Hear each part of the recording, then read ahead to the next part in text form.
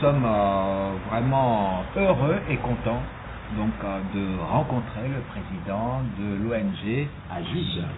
Donc, monsieur Agbalenyo Kossi. Donc, moi, c'est François Yenga. Nous sommes en train de travailler sur la possibilité de mettre en place un pyrolyseur. Donc, la question que je pose tout de suite, c'est le principe de la pyrolyse.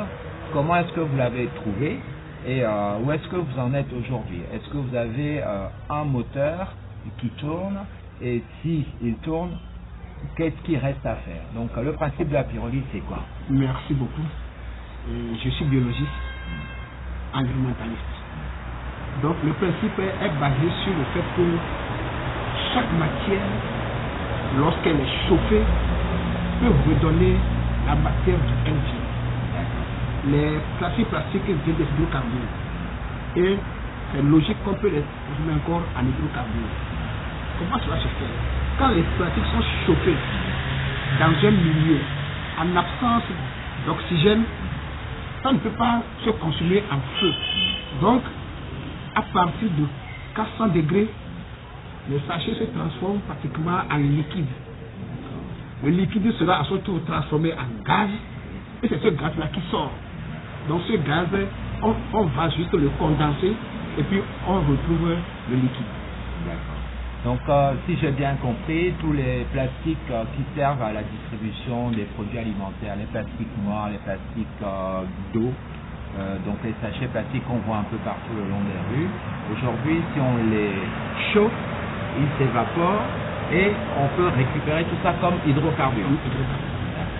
Donc, maintenant, si on va un peu plus loin, qu'est-ce qui peut être intéressant en matière de financement? Est-ce que la question elle est relativement simple, hein? Combien peut coûter un pyrolyseur?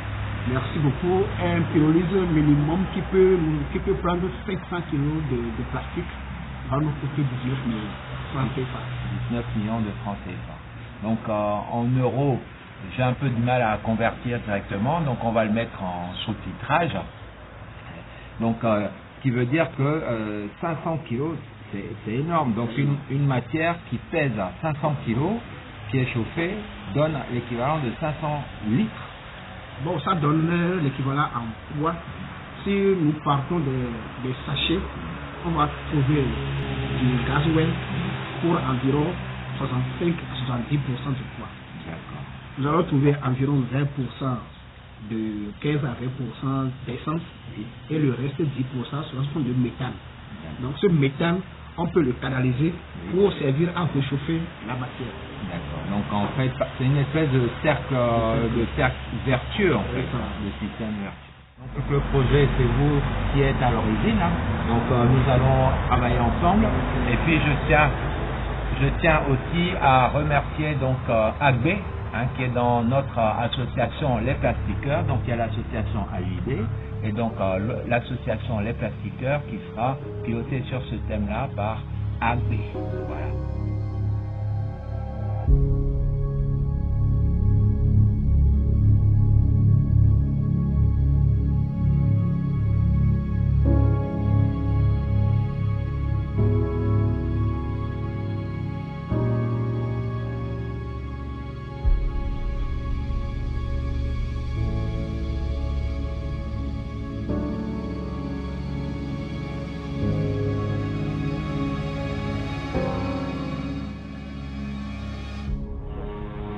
Donc, selon nos formations, on doit faire les prix des produits que nous produisons.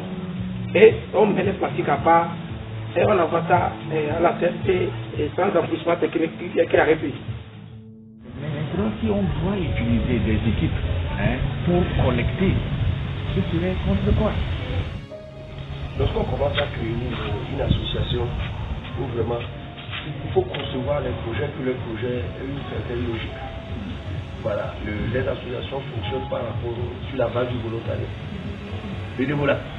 Maintenant, dans le cadre de ce bénévolat, tous les membres de l'association sont obligés de cotiser